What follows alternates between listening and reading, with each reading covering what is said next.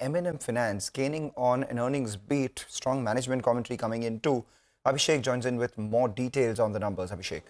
Well, to begin with, the earnings beat has been on NI and PAT, and the asset quality improvement is what Street has loved in M&MFinance. Management guidance has been tweaked. The RoA target that they had set out earlier of 2.5% in FY25, management says that now it's tough to achieve due to weak net interest margin. So they believe that net interest margin could get softer going ahead. In terms of RoA achievement, they will now focus on other income as well as lower credit costs, which will drive the RoA.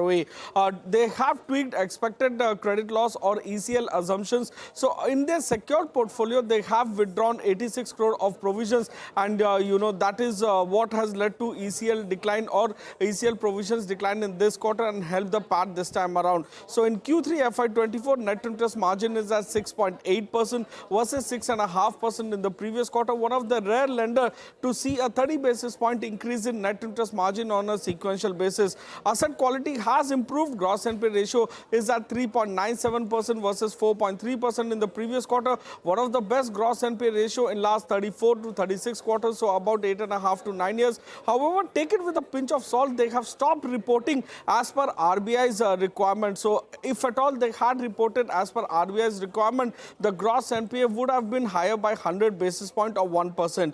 AUM growth is steady at 17.8% YOY and 2.5% sequentially. What you saw in this quarter was the more of disbursals going into AUM because disbursal to AUM ratio increased to 72.5%, which is higher than product tenures of housing finance as well.